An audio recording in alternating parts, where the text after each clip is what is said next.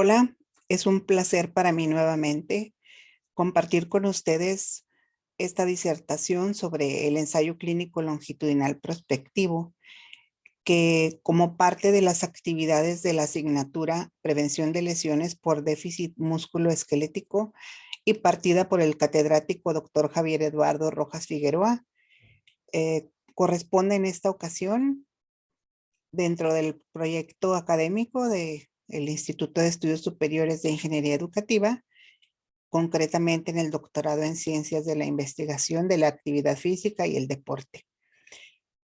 El trabajo que compartiré con ustedes se titula Los efectos de la compresión de la vena yugular interna para modular y preservar la materia blanca después de una temporada de fútbol americano. Una evaluación longitudinal prospectiva de la exposición diferencial al impacto en la cabeza. Muy bien.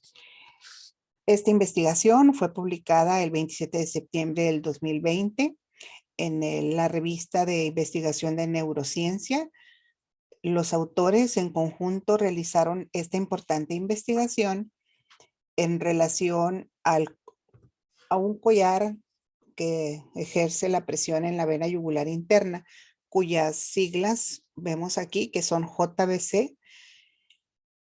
Su propósito es examinar si dicha compresión y la utilización del collar modulaba las relaciones entre los niveles diferenciales de exposición al impacto en la cabeza y los cambios previos a la postemporada en las métricas de difusividad y ansiotropía derivadas de imagen de tensor de difusión, que son esas siglas que observamos DTI, de la materia blanca después de una temporada de fútbol americano.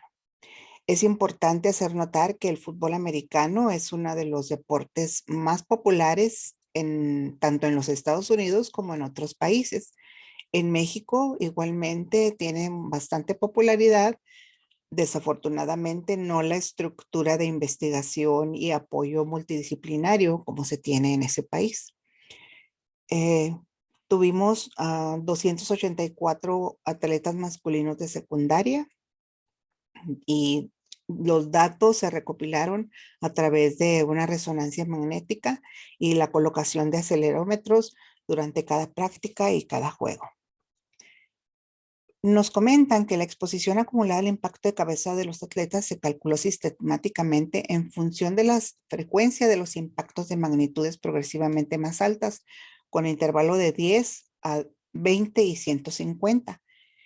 También sus hallazgos revelaron que el uso del collarín moduló las relaciones entre una mayor exposición al impacto en la cabeza de alta magnitud, desde de 110 a 140 fuerzas, y los cambios longitudinales en la materia blanca. Y cada grupo mostró asociaciones que variaron en direccionalidad. También dichos resultados revelaron que el grupo que utilizó ese collarín preservó parcialmente los cambios longitudinales en las métricas del difusor de tensión de imagen, y también que puede proporcionar una respuesta mecanicista a la difusión y las propiedades ansiotrópicas de la materia blanca cerebral después de la exposición muy diversa a impactos repetitivos en la cabeza en el fútbol americano. Y está registrado en ciertas investigaciones del gobierno. Tuvieron como palabras clave la acelerometría, la imagen de tensor de difusión, que es el DTI, la prevención de lesiones, los impactos subconmocionales en la cabeza y estadística espacial basada en tractos. Nos comentan que el equipo que se utiliza en el fútbol americano no necesariamente es protector, concretándonos al diseño y al contenido del casco. Entonces nos comentan que no protege al cerebro del movimiento intracraneal con los impactos constantes a los que están sometidos los jugadores.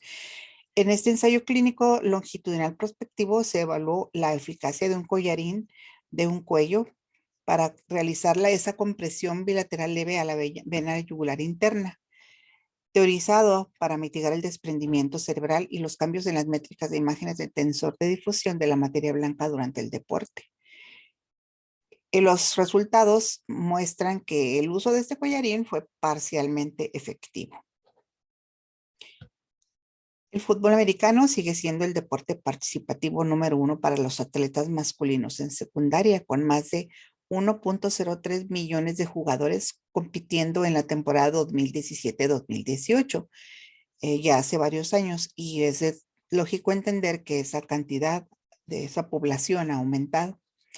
Existe una preocupación generalizada por las conmociones cerebrales que están relacionadas con la práctica del deporte, al igual que la lesión cerebral traumática, por lo que se impulsa diversas investigaciones para conocer los mecanismos, su prevención y la rehabilitación, ¿sí?, de las lesiones cerebrales.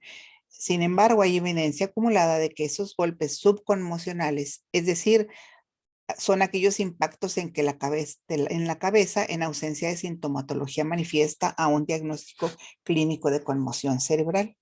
También puede tener efectos acumulativos y perjudiciales en una variedad de resultados neurofisiológicos, quiere decir del funcionamiento de los órganos, neuromotores en relación al movimiento del jugador y sobre todo neuropsicológicos. Se han observado estudios ya en niveles profesionales de que estas conmociones subsecuentes producen otras patologías muy características como es la demencia, la esquizofrenia. Pues es importante que desde las edades iniciales en que se inicia la práctica exista la investigación. Dada esa evidencia, se indica una posible relación entre el historial de exposición al impacto de la cabeza y la histopatología cerebral.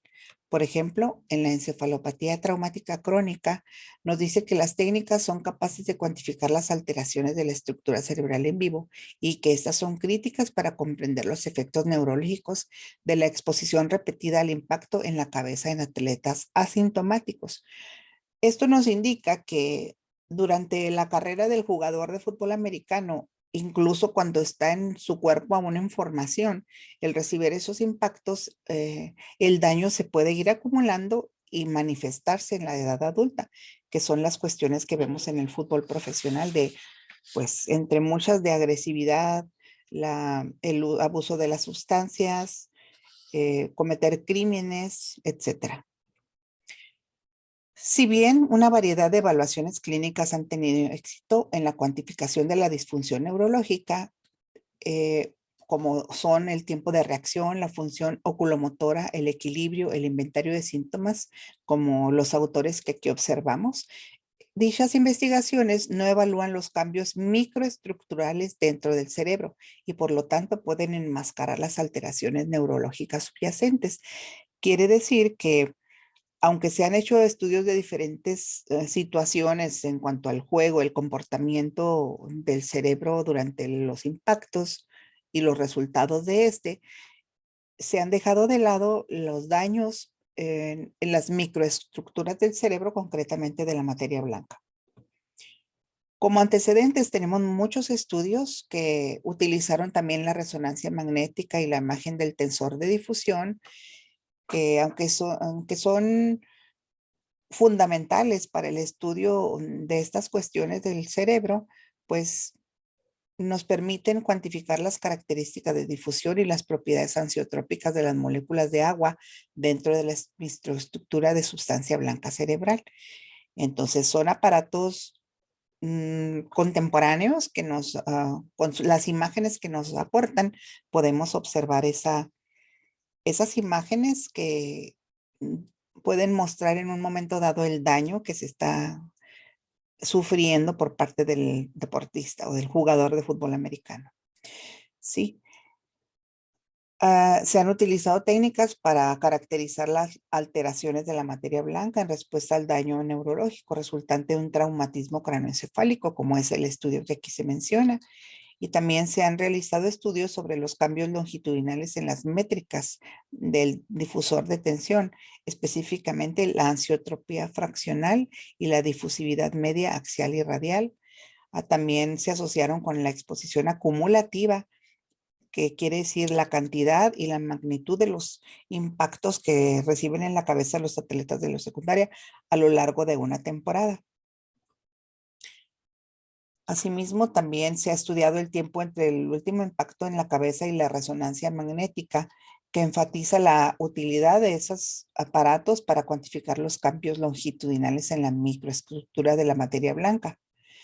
Otros ensayos preclínicos también han manifestado la presencia de microhemorragias y microgliosis como resultado de los traumatismos cráneoencefálicos. Otros estudios también reflejan la respuesta de un cerebro a una lesión, otros la degeneración a la integridad axonal, el espacio extracelular comprometido, la distancia interaxonal reducida, etcétera. Entonces, se ha llevado una gran cantidad de estudios, principalmente por los daños que a futuro se manifiestan en los jugadores.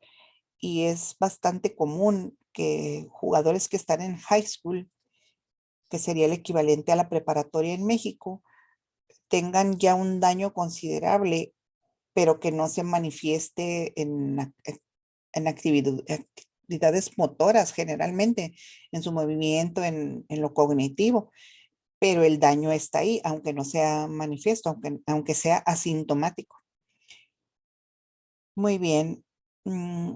La detección de la tensión de la imagen en vivo toda se considera una técnica robusta para detectar cambios en la difusión y las propiedades angiotróficas de la sustancia blanca como resultado de lesiones cerebrales, patología o en respuesta al tratamiento. Ese también es otro estudio realizado.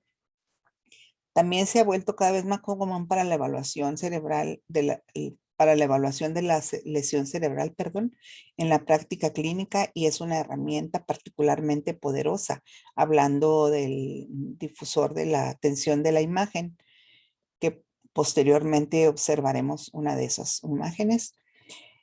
Desafortunadamente, solo detectan cambios en las propiedades de difusión angiotrópicas de la materia blanca y no caracterizan la lesión cerebral, la patología o la histopatología subyacente. Igualmente se han realizado estudios en el laboratorio con ratas, ratones y conejos, donde son sometidos a ese impacto constante en su cabeza. Y dichas investigaciones nos comentan que lo importante es que las investigaciones se continúen haciendo y que los reportes de dichas investigaciones se den a conocer a toda la comunidad, tanto de entrenadores, padres de familia, promotores deportivos, dueños de equipos, porque es una información importante y que nos va a poder hacer tomar un cauce diferente en cuanto a la presión que ejercemos en el deportista para que destaque y pueda acceder a, pues, estímulos económicos, ¿no? Cuando es becado o cuando es contratado por un equipo profesional.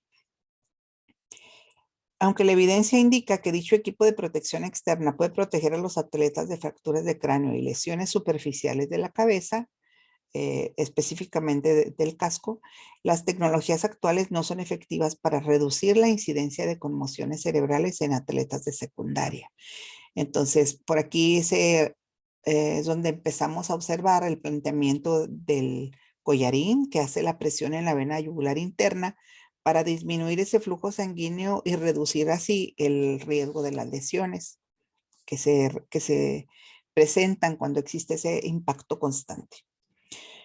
El equipo de protección externo puede fallar en la prevención de lesiones cerebrales porque estos dispositivos no mitigan la influencia de las fuerzas externas en el slush. Ese término quiere decir que existe una aceleración, desaceleración intracraneal del cerebro en relación con el cráneo. Quiero compararlo con el efecto del latigazo cuando hay un choque. Entonces, pues es una situación similar, ¿sí? En otra de las investigaciones, pues se trabajó al respecto de eso. Y también nos dicen que la investigación en animales ha demostrado que la compresión de la vena yugular interna puede aumentar el volumen sanguíneo vascular cerebral y por lo tanto minimizar los efectos de los impactos en la cabeza en la lesión cerebral. Esos son estudios realizados tanto en 2020, 2011, 2012. En los humanos que utilizan un collarín que se aplica esa presión bilateral leve a la vena yugular interna se teoriza de manera similar para aumentar la congestión venosa cerebral y mitigar la hinchazón cerebral. Y se ha sido utilizado con éxito en una serie de ensayos en humanos, ¿sí?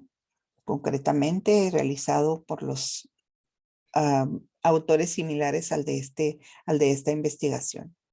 También se comenta que hay estadísticas especiales basadas en el tracto TBSS-Smith. Ellos lo comentan, que son útiles para cuantificar las alteraciones en la difusión derivada del difusor de tensor de imagen y las propiedades ansiotrópicas de la materia blanca. También encontraron que ciertos atletas que usaron el collar durante la temporada manifestaron menos cambios antes de la postemporada. Recordemos que durante la temporada regular se van clasificando los equipos que pasan a una postemporada, donde son las finales, y pues obviamente la exigencia atlética es mayor porque ya son los equipos que están peleando por los primeros lugares, entonces la intensidad de los impactos y la frecuencia es mayor. Sin embargo, los estudios de investigación respaldan que solo se controlaron para la exposición total acumulada al impacto en la cabeza. Quiere decir que para ciertas magnitudes del impacto, lo que se ve durante la temporada, manifestaron esos resultados. Pero considerando lo que acabo de mencionar de la postemporada y la intensidad más fuerte de los juegos, pues esto va a ser elevado. Y el uso y el no uso y el uso de un collar adecuadamente, pues va a manifestar resultados diferentes. Como los atletas de fútbol americano están expuestos a una amplia gama de impactos que pueden depender de la posición y la exposición de contacto, estos autores comentan que una mayor exposición al impacto de la cabeza de alta magnitud asociada con alteraciones más pronunciadas de la materia blanca puede ser diferencialmente efectivo dependiendo de la exposición distinta de un atleta. Aquí podemos observar la imagen de las posiciones en el juego. El color azul es el equipo ofensivo y el color rosa o rojo es el equipo defensivo. Entonces, cuando esto sucede, podemos observar que hay jugadores que están más expuestos a los golpes, por lo cual mm, sería interesante realizar una investigación sobre cuál posición es la que está más expuesta a los golpes. Yo pudiera decir que son los receptores, porque son en los que está el balón y es la oportunidad de anotar, pero también en los jugadores que integran la línea defensiva, los linieros, porque también reciben el impacto más directo, y de jugadores de mayor peso y mayor tamaño. Pero eso es un comentario personal. Un propósito exploratorio y novedoso en comparación con estudios anteriores de la compresión en la vena yugular interna fue evaluar si el collar modulaba la relación entre la exposición al impacto de la cabeza y las alteraciones longitudinales de la materia blanca. ¿Sí? Por esto último, se modeló la asociación entre las exposiciones acumulativas diferenciales y los cambios longitudinales en las métricas del difusor de tensión de imagen mediante el umbral sistémico de la exposición al impacto de la cabeza en función de la frecuencia de los impactos de magnitudes progresivamente más altas, de intervalos de 10 fuerza gramos entre 20 y 150. La hipótesis que se planteó fue que al controlar la exposición total acumulada al impacto de la cabeza, los atletas que usaran el collarín durante su temporada de fútbol competitivo presentarían menos cambios derivados del difusor de tensor de imagen antes de la postemporada en la difusión de la materia blanca y las propiedades ansiotrópicas en la comparación con los atletas que no usaron un collar. Quiere decir que una cantidad de atletas estuvo protegido por el collar y otra cantidad de esta muestra de la investigación no tuvo collar.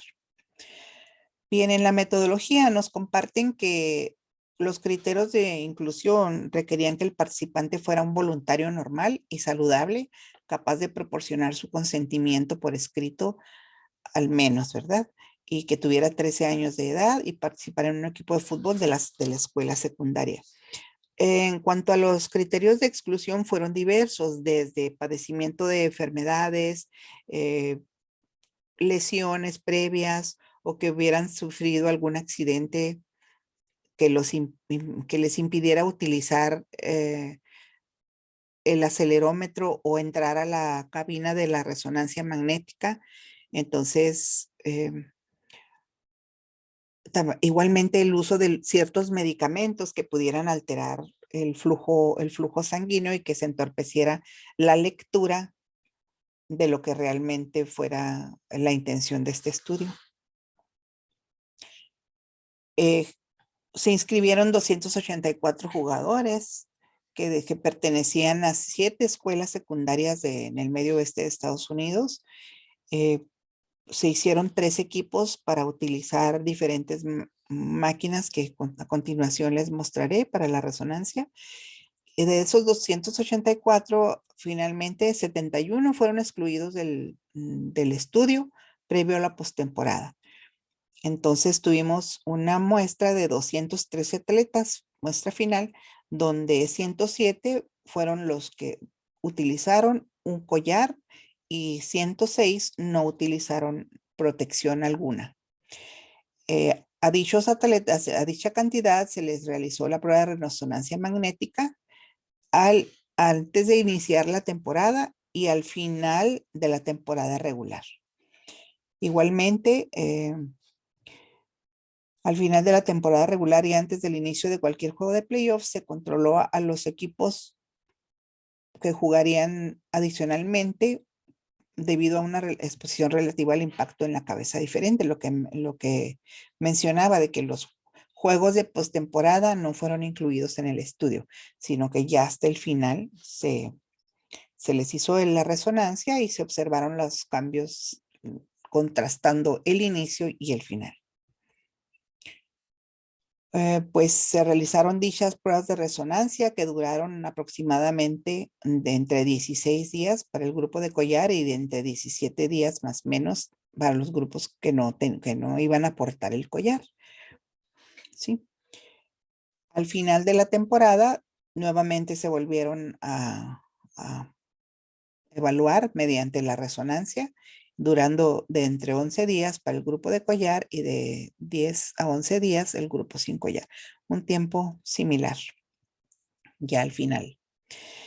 Dichas pruebas de resonancia magnética fueron realizadas en 3 escáneres diferentes, todos de la marca Philips, y se enfatizaba en las cuestiones del cerebro para que hubiera una imagen que nos sirviera de diagnóstico, que les sirviera de diagnóstico para hacer sus análisis y posteriormente sus conclusiones sobre esta. Una cantidad de atletas pasó a la Philips Achieva, otra a la Philips Ingenia y el último grupo estuvo en la Philips Ingenia Elition. Esas son las especificaciones del equipo que pues por el momento no es necesario describir. Bien, en la primera de ellas estuvieron 69 atletas, en la segunda 82 y en la tercera 62. Podemos observar en la tabla la cantidad de atletas que estuvieron sin collar, que no iban a utilizar collar y la cantidad que iban a utilizar collar. ¿Por qué se hizo esta separación y que hubiera tanto con collar y sin collar en cada máquina? Pues para que se pudiera observar la diferencia y que es importante que la utilización de cierto tipo de máquina, evaluar su precisión y la calidad de las imágenes que nos podían aportar y la información sobre todo para llegar a un análisis. Bien, dichas máquinas tuvieron un tiempo de repetición o tiempo de eco de 8 milisegundos, un campo de visión de 256 por 256 milímetros, una matriz de 256. La resolución en plano fue de 1 por 1 milímetros. El espesor de las rebanadas a las que se tomó la imagen fue de 1 milímetro y el número de rebanadas que se obtuvieron fue de 180 en las 3 máquinas, ¿sí? Igualmente, las imágenes ponderadas por difusión y secuencia de imágenes ecoplanares fue de TRT-IT 8.600 milisegundos y a continuación el FOV 256 por 256, la matriz 128 por 128, resolución en plano 2 por 2 milímetros, espesor de la rebanada 2 milímetros y el número de rebanadas 67. Bien, durante este estudio se le realizó a los atletas un ajuste del collarín compresor que lo realizó un miembro del equipo para que todo fuera realizado de manera similar, ¿sí? Y era un miembro experimentado, ¿ok? También al momento de colocar el collarín, pues se observó que existiera un espacio suficiente para aliviar cualquier presión sobre la tráquea.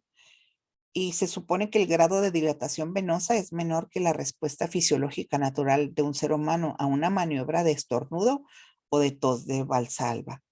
Esta maniobra de tos de Valsalva es la que nos permite drenar el oído medio de los líquidos que pudieran estar por ahí y se realiza cubriendo nariz y boca y tratando de expulsar el aire. Entonces, la intensidad que se tiene al realizar ese movimiento era similar a la que podía estar ejerciendo el collarín sobre su tráquea. O sea, no era algo exagerado. También a cada una de las 7 escuelas se les asignó un miembro del personal para verificar que todos los atletas tuvieran el collarín colocado adecuadamente durante las prácticas y durante los juegos. También se estuvo registrando cuando existía algún problema con el collarín que les molestaba o les laceró, les cortó, les causó alguna irritación, pues para que ya no lo utilizaran. De igual manera, se les colocó un acelerómetro en la parte inferior del oído para que también se estuvieran realizando los registros constantes de la aceleración y de los impactos. Aquí nos comentan las especificaciones del dispositivo, que dice que está compuesto por un acelerómetro triaxial y un giroscopio que cuantifica las aceleraciones lineales y rotacionales a 3.200 y 1 Hz respectivamente. Y ese miembro del personal asignado a cada equipo colocó el sensor antes de cada práctica y juego para cada atleta individual. Muy bien, el registro de dichos datos de impacto se activó cuando el sensor superó un umbral de aceleración de 10 fuerza G por cada impacto registrado y se transmitieron 50 milisegundos de datos, 5 milisegundos antes y 45 milisegundos después del momento en que ocurrió el impacto. También me interesó conocer la frecuencia y la magnitud de los impactos en la cabeza de un atleta que haya experimentado durante el juego. Entonces, para reducir esa posibilidad de que los datos fueran falsos positivos, se someten a un análisis y se aplicación el cumplimiento al inicio y finalización de cada juego. Se utilizó para filtrar dichos impactos que ocurrieron durante el tiempo de exposición. La magnitud de cada impacto se cuantificó encontrando la fuerza G máxima que ocurrió durante el periodo de tiempo de 45 milisegundos registrado después de que ocurrió el impacto. Se consideraron impactos superiores a 20 fuerzas G para eliminar el potencial de grabación espuria o de falso positivo de impacto en la cabeza que ocurrieron durante el juego. También es importante mencionar que aunque los dispositivos de monitoreo durante la temporada tanto acelerómetros como lo que se vio de las imágenes, Los estudios de validación de campo y los análisis de video demuestran que las grabaciones de los impactos basados en acelerómetros pueden ser espurios o falsos positivos, con diferentes sistemas que revelan variaciones en la exposición al impacto en la cabeza registrada. También se implementó un método de filtrado denominado hit run para minimizar el potencial de grabaciones de falsos positivos que pudieran considerarse poco realistas para la participación real en el fútbol. Aquí nos comenta que pudieran ser que un atleta haya recibido 3 o más golpes de buena fuerza G mayor a 20 fuerza G espaciados en igual o menor a 10 segundos, lo cual pues no puede ser posible. El número total de impactos y las fuerzas G acumuladas o fuerzas G totales se sumaron para toda la temporada regular después de que se filtraron los datos.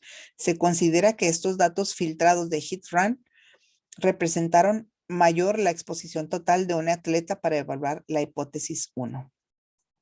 Para la hipótesis 2 y la efectividad diferencial potencial del collar, se estableció un umbral adicional de estos datos de impacto en la cabeza a niveles de exposición progresivamente más altos, utilizando intervalos de 10 fuerza G. Específicamente, los datos de impacto en la cabeza resultantes, impactos desde arriba, se calcularon en un umbral para considerar solo el número de impactos con magnitudes más altas que van de 30 a 150 fuerza G, utilizando intervalos sistemáticos de 10 fuerza G.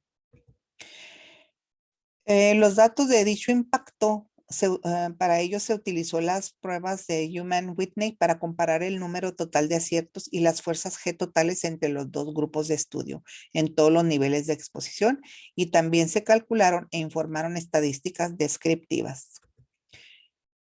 Para la hipótesis 1 se calcularon los cambios longitudinales dentro del grupo antes de la postemporada del difusor de tensor de imagen para cada grupo, los que utilizaron el collarín y los que no lo utilizaron por separado. Se utilizaron estas diferencias como variables de resultado y se realizaron pruebas de una forma para determinar las regiones de materia blanca que exhiben cambios longitudinales significativos dentro del grupo a nivel del voxel. A continuación, se utilizaron pruebas T independientes para comparar estas áreas entre los dos grupos, es decir, el aumento o reducción longitudinal dentro del grupo, que fueron significativamente diferentes entre los grupos que utilizaron collarín y los que no lo utilizaron. Aquí podemos observar que las métricas promedio globales, el escáner y la exposición acumulativa al impacto en la cabeza nos pueden dar un tiempo, y el intervalo entre el tiempo último de impacto, las siguientes covariables, ¿verdad? Que son en el escáner, son las métricas, el intervalo de tiempo y la exposición acumulable. Notablemente no se encontraron diferencias significativas de grupo en la pretemporada, porque pues aún no iniciaban, ¿verdad? Los impactos, más que los que ya tenían acumulados en sus etapas previas de competidores. Para la hipótesis 2, los datos de impacto de la cabeza se utilizaron como variables continuas en un modelo lineal general en el grupo incluido como variables independientes. Además de utilizar las métricas de referencia del difusor de tensión de imagen, el escáner y el número de días entre el último impacto y las imágenes de postemporada como covariables, también se controló el número de impactos por debajo de cada umbral para controlar las contribuciones potencialmente distintas de los impactos subumbrales.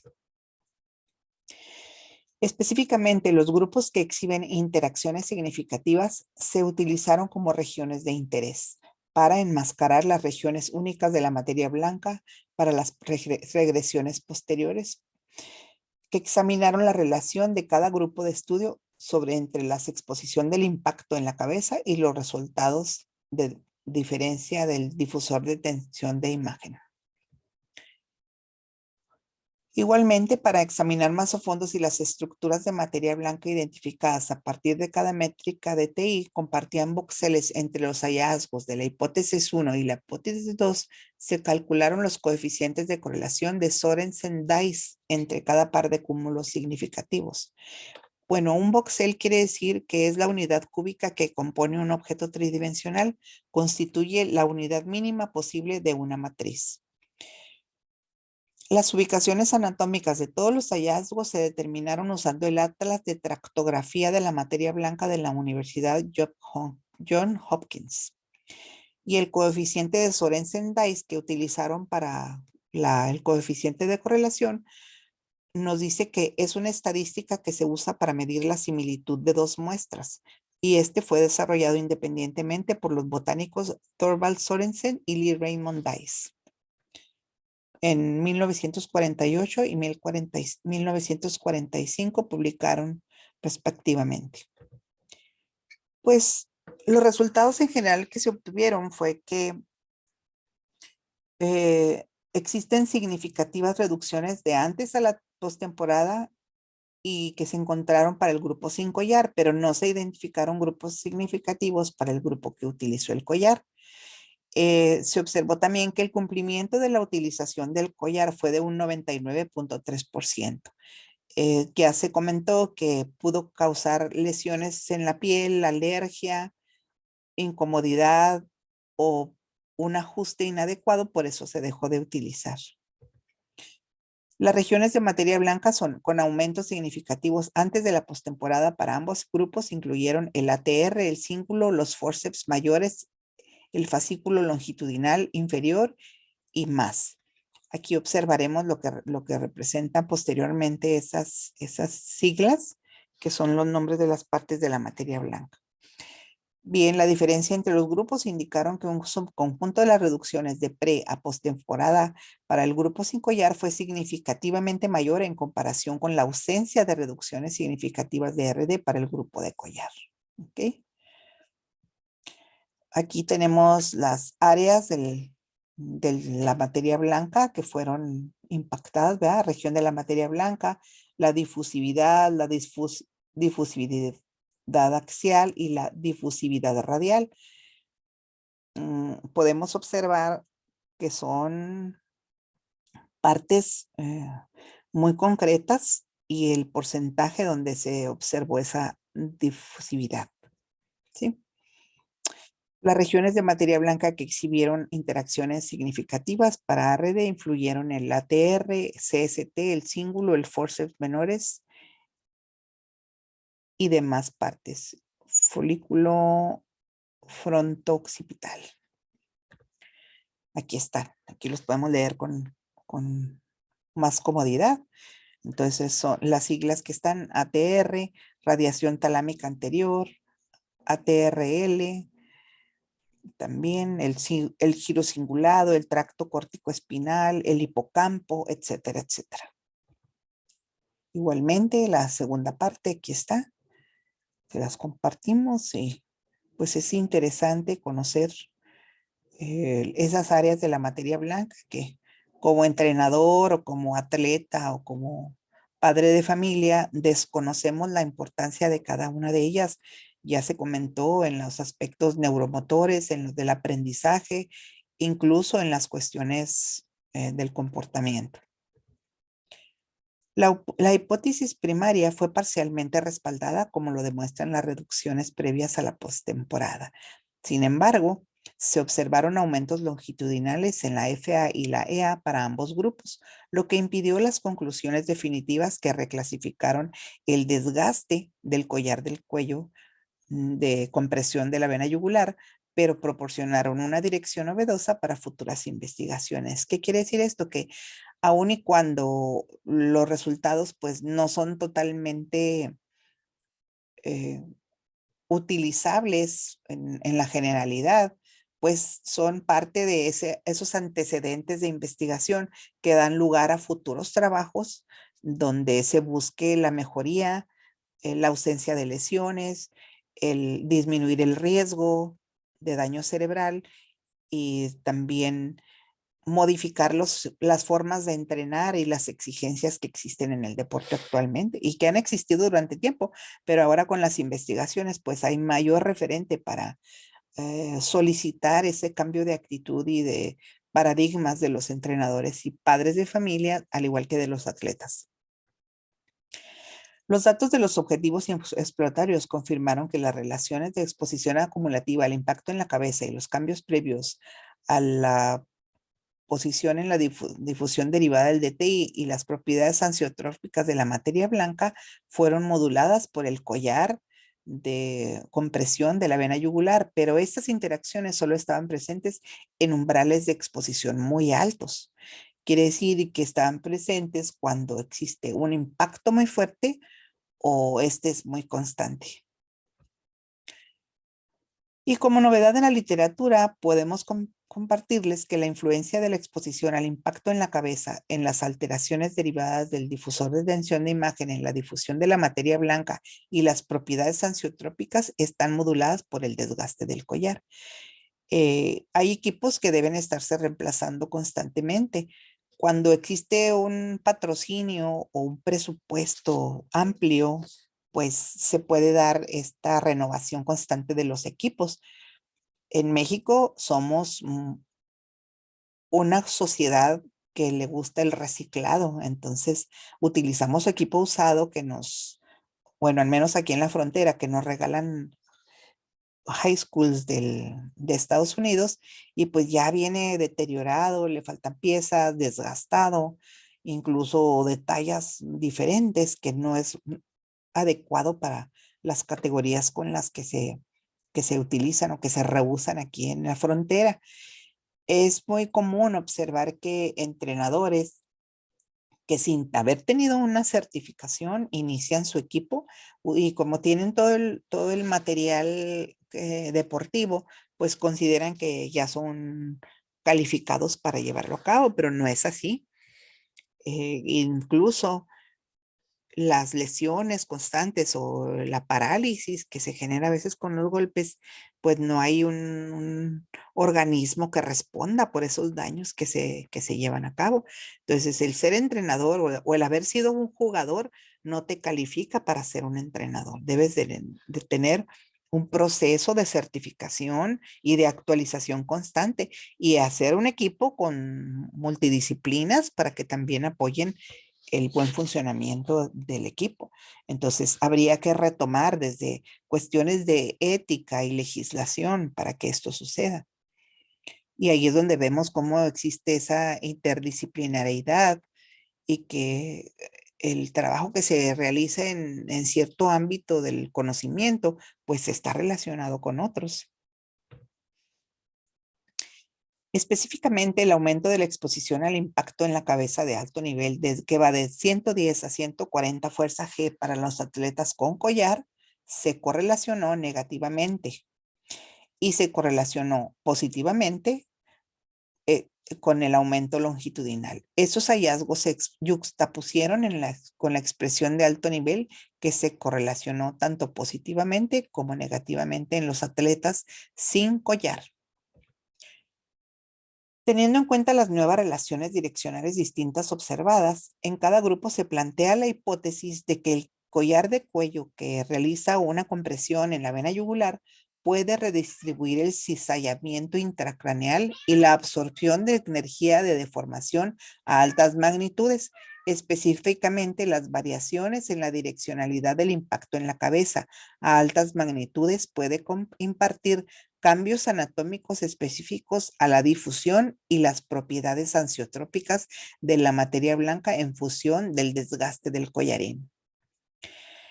La elastografía ha demostrado que llenar el volumen de reserva compensatoria produce un mayor volumen de sangre a través del collarín y puede reducir la rigidez cerebral, facilitando potencialmente la redistribución espacial de la absorción de la energía en toda la corteza cerebral. También con investigaciones anteriores se ha demostrado que las degradaciones de la dinámica electrocortical en el personal de armas y tácticas especiales, mejor conocido como SWAT, expuesto a explosiones de alto nivel, se mitigaron mediante el uso del collarín. Y esto se comprobó utilizando la encefalografía y el análisis de cuantificación de recurrencia. Concretamente, pues para los soldados o los equipos de Marines, los especiales que utilizan esas armas de alto poder y que la percusión les genera ese latigazo en su cuello, pues también es de utilidad. Aquí pues les comparto que la elastografía es una técnica de toma de imagen médica no invasiva que ayuda a determinar la rigidez de los órganos y otras estructuras en el cuerpo, que es algo que se utilizó para comprobar la efectividad del trabajo realizado. El collar también pudo haber desviado la sangre intracraneal de estructuras venosas libres y expandibles y energía potencialmente redistribuida derivada del impacto. Y también haber preservado las vías neuronales importantes para la transmisión eléctrica robusta a través del alivio de la energía dentro de las regiones particularmente susceptibles a una exposición de tan alta magnitud. Como ejemplo, pudieran ser alteraciones axonales potencialmente menos difusas en ciertas vías de materia blanca, que están asignadas a señales eléctricas para mantener una variación continua. Clásicamente, estos resultados se han interpretado a la luz del mecanismo tradicionalmente teorizado del collar de compresión de la vena yugular y la mitigación de la caída del cerebro en los estudios realizados en 1969 y 2011, de tal manera que un aumento en el volumen sanguíneo intracraneal de los vasos capilares de la superficie venosa durante el desgaste del collar pueden minimizar el uso de fuerzas extremas en todo el cerebro y amortiguan el cerebro de los impactos, lo cual se traduce en un menor riesgo de lesiones y un menor daño y por lo tanto una vida deportiva saludable dentro de lo que cabe. También nos comentan que a pesar de las reducciones fueron mayores para el grupo sin collar en comparación con los del grupo con collar. Los aumentos longitudinales NFA y AD justifican una discusión específica. Asimismo, el collarín puede simplemente haber sido un implemento efectivo para preservar los aumentos de la difusión axial y al igual que las percusiones ansiotrópicas fraccionarias de la materia blanca dentro del lóbulo para los atletas que participan en este ensayo clínico, y que los hallazgos actuales indican cierto potencial para que el collarín intervenga en las alteraciones longitudinales de la materia blanca que deben considerarse. También debe reconocerse que las limitaciones del difusor de tensor de imagen, y aquí vemos una de las imágenes que les comenté, donde se observa ahí la materia blanca, que en este caso es materia azul.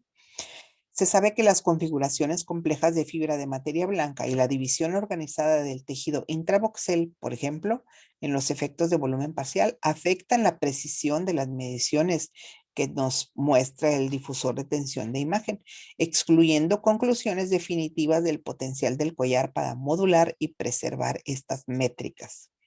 O sea que existe un margen de error y pues esto es una investigación y a través de lo que se rescató en todo el proceso, pues se da pie a futuros estudios que nos lleven a conocer ya cuando existan pues equipos más sofisticados, ¿no? Para poder tener un conocimiento más real de lo que está sucediendo en el cerebro durante esos impactos y esa frecuencia de impacto. El DTI es capaz de capturar imágenes del sistema nervioso central, así como otros sistemas organizados complejos fuera del sistema nervioso central. El difusor de tensión de imagen nos permite conocer la ubicación, la orientación y la ansiotropía de los tractos de la materia blanca. Como todo estudio tiene su propósito y el propósito de este estudio no era darle seguimiento a los jugadores, sino que fue un estudio longitudinal de tiempo determinado y sus resultados pues se han compartido y se han publicado, se han analizado y a lo que se ha llegado es que pues dan pie a que en un futuro se continúe realizando esa observación de los jugadores para observar si a lo largo del tiempo no presentan daño por los impactos recibidos. Concretamente, aquí nos dice que existe evidencia que el dispositivo es efectivo para mejorar la difusión, para mejorarla, y que pues entre dos temporadas del juego de fútbol se ha examinado en función de los niveles de exposición al impacto de umbral de la cabeza. Y las comparaciones que se hacen con estudios de otros autores o donde han colaborado los mismos autores, pero en otros ámbitos, pues nos puede llevar a tener una mayor información y más precisa. Pero pues todo esto puede irse mejorando dependiendo del interés que se ponga de manifiesto. También, pues en ese estudio no se cuantificó la ubicación del impacto en la cabeza, que ya se había trabajado sobre eso cuando les mencioné las posiciones en el juego de los jugadores durante el juego, tanto en las estructuras defensivas como en las estructuras defensivas, manifestando que la frecuencia, la direccionalidad y la magnitud de las diferentes ubicaciones de impacto pueden haber contribuido de manera única a las alteraciones. Entonces, cuando se realice concretamente de cierta posición para considerar el daño que puede ocurrir al corredor, al quarterback, al liniero, al receptor abierto, cualquier posición, sería interesante conocer esos resultados, ¿sí? Tanto de impacto y como la direccionalidad de la carga, ¿sí? Eh, a veces nos menciona que en el espacio donde estaba colocado el acelerómetro puede ser que no sea el adecuado, pero en esta ocasión, en este trabajo, se colocó ahí, pero puede haber otra parte del cuerpo cercana a la cabeza donde pueda ser colocado y que sea más limpio los resultados, ¿verdad? Que no se tenga tanta información espuria. Muy bien. Igualmente que estudios como este o como los que ya se han mencionado pueden ser aplicados en poblaciones tanto de niños como en los jugadores universitarios o en el profesional. Recordemos que el fútbol americano en los Estados Unidos se practica desde las categorías infantiles, porque hay lo que se llama escuela elemental, donde se tienen los equipos, que es una conjunción o la unión de la escuela primaria y la secundaria. Entonces ahí empieza este trabajo y recordemos que a menor edad, mayor riesgo de lesiones porque el cuerpo está en pleno desarrollo y pues se alteran o pueden dañar las fases sensibles del desarrollo motor, no descartando, ¿verdad?, las del sistema nervioso central. La materia blanca cerebral se especializa en la conectividad, por lo que es esencial para completar la mayoría de las tareas mentales y del comportamiento. Específicamente, la materia blanca une regiones del cerebro culminando en el desempeño de varios procesos y operaciones mentales. Por eso es la importancia de la materia blanca, de realizar estas investigaciones para conocer si ese deporte o cualquier otro de contacto que implique eh, eh, recibir en la cabeza golpes puede afectar. Entonces es importante, como ya lo he mencionado, para entrenadores, para padres de familia y para los mismos deportistas. Como conclusión, se encuentra que el difusor de tensión de imagen nos ofrece un vistazo a un territorio que anteriormente no fue descubierto, como ya observamos en unas imágenes anteriores, pues son espacios desconocidos anteriormente, pero que poco a poco se les va encontrando la intencionalidad, la función y la importancia. Los resultados actuales indican que el collarín moduló las relaciones entre la exposición al impacto en la cabeza de alta magnitud y los cambios en la difusión derivada del difusor de tensión de imagen, así como las propiedades ansiotrópicas de la materia blanca de los impactos en la cabeza relacionados con los deportes después de una temporada de fútbol americano.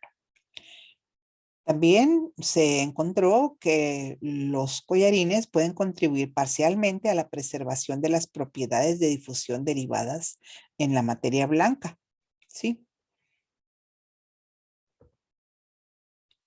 Existiendo unas líneas de investigación que ellos proponen y que son bastante interesantes, como son la secuencia y análisis de resonancia magnética de difusión más robustos, el seguimiento a largo plazo que les mencioné anteriormente, la ubicación del impacto en la cabeza, la cuantificación de la direccionalidad de la carga y las pruebas en diferentes poblaciones, sean niños, adolescentes, jóvenes, universitarios y en el fútbol profesional.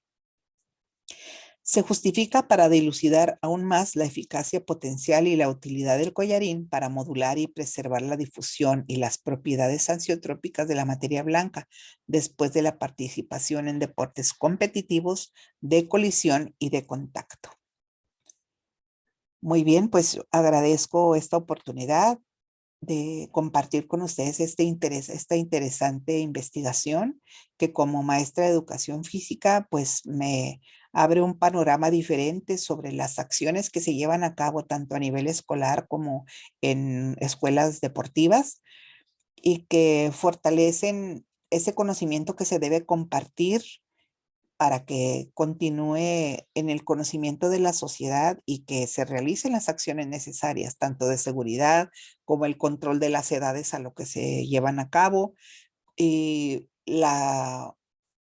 el establecimiento de unos reglamentos o unas características o unas categorías para que un entrenador o un jugador pueda construir una escuela deportiva, en este caso de fútbol americano, con todas las medidas de seguridad posibles y que pues entre los participantes no exista un daño que tal vez de momento no sea perceptible, pero que a futuro puede tenerle consecuencias a quien lo practica. Un saludo, espero sea de su interés también esta presentación de la investigación y que las dudas que se tengan, pues tengamos esa oportunidad para realizar un viaje a través de las investigaciones como las que les compartí y que favorezcan el crecimiento del conocimiento en el ser humano. Muchas gracias.